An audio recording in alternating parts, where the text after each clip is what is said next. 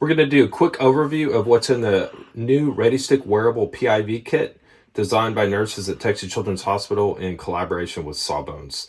So this is the bag it comes in. Everything fits in the bag. You can always reference the QR code here that has printable instructions, also video instructions, and teaching videos as well. Everything fits in this bag. First of all, it comes with the IV trainer. So you have a light and a dark tone option. It'll fit anywhere from 18 to 24 gauge catheters. You can also do butterfly needles. Each trainer comes with a small vessel that rolls in a large vessel. We have replacement vessels in here that's in the kit, the tool to pull it through, and lubricating jelly. It comes with baby powder and a brush to put on the skin. Each trainer comes with a foam envelope to help protect it. Please store it in that. You have a 50cc IV bag and extension tubing. You have a tabletop holder that holds it 14 inches above the table, which gives it great flash. And also the option to wear a shoulder harness, hook the IV bag here, and you can wear it on your arm and walk around. It comes with blood tabs. You mix with water, put in the bag, and this gets you set. Okay, always store it in the envelope and take the envelope out. Sometimes there can be some residual blood left over. You just can rinse it off, wipe it off. You can even use alcohol. And then we usually like to do a little bit of baby powder on and brush it on and let that kind of sit, and that'll make the skin nice and smooth. So do that. We recommend to do that before simulation, but you can also do it after you're done with training. One important tip before you start the simulation, it's important to have, we don't want the Velcro way back here. You want it tight and you want it up here close to the vessels. And I like this to be tight where the vessels aren't sticking out. And this prevents the smaller vessel from rolling too much. It's already a hard stick, and if it rolls a lot, it makes it way more challenging. Okay, the first thing you need to do is mix up the blood and then put it in the new bag. First thing you got to do is spike the bag to break that seal and then pull it back out. Mix up the blood, 3 large reds and about 1/8 of the blue. Don't use too much blue. In 50 cc's of water, it makes the blood very nice and dark, and you see a good flash with it. So that's what we recommend. And then we often use a urine cup or some kind of a cup that has a measuring, put 50 cc's of water, put the tabs in there, let it dissolve, and then pull it out in a syringe. And then you can just, have the blood in here and just push it into the bag. Keep doing that till it's full. The other option is you can, if it's already set up and you want to add more blood, you can just have the blood in the syringe, connect to the spring valve and inject. The tip with this is if it's been poked a lot and you push really hard, it'll push some of the blood up through the cut holes. So if you lower the bag where there's just less and you just slowly just push, it'll go in easy.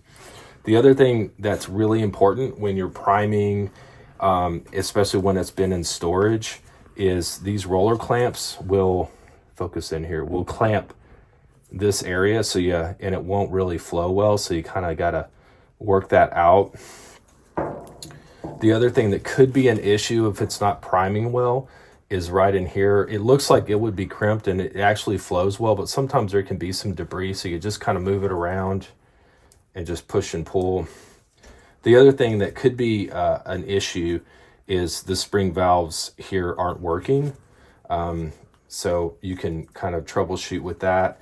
You can also just literally take it off and prime that way once it's elevated.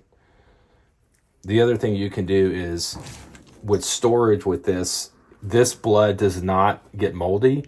So you can actually leave it in the trainer. I do that all the time. But if you want to get rid of the blood, it's simple. You just drop it below the trainer. You push air in, connect and just push air in, and it'll just push it out of the trainer. Or you can open up the spring valve, and that lets air in, and just drop it below the trainer, and it'll deprime very quickly. Works great. Okay, a few things that are really important. So you have two options to hold the IV bag at about 14 inches above the trainer. That height is super important. You get a nice flash and it works well. So you have a tabletop holder that's included. The way this works, it just loosens here. You lift it up, tighten it. This is the perfect height. This kind of adjusts a little bit here. This just here. And then you hang the bag. You can actually fit a few IV bags if you have two trainers going on. And this is the perfect height, okay? And then you know, again, you can prime it. Again, a couple points. If it's not pulling, always look for kinks in the line. That's going to be your biggest issue. The next issue is going to be right in here. This looks like it shouldn't flow, but it does flow. But sometimes there gets debris. Just kind of move it around and pull and push. And then sometimes, in rare instances, these spring valves go bad. So you can actually take the spring valve off to connect the syringe directly to the lure lock and check it out.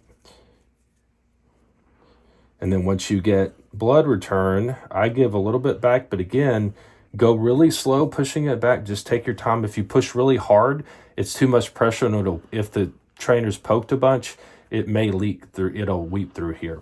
And if it does, that's fine. You just wipe it off, and it doesn't really stay in the trainer.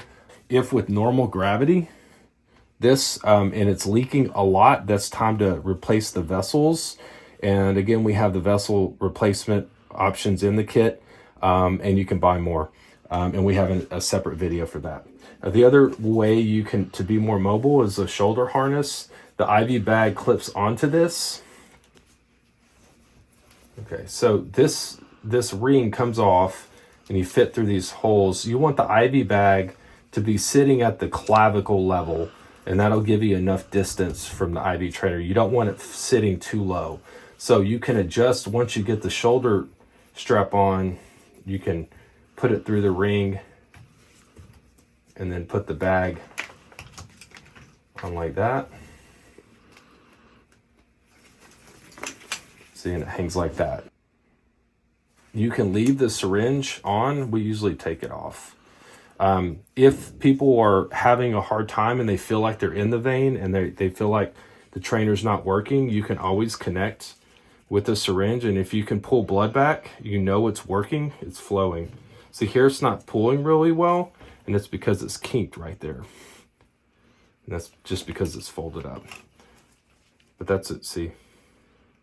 It's a great example. You always want to look at these lines. They're usually the problem if it's not flowing.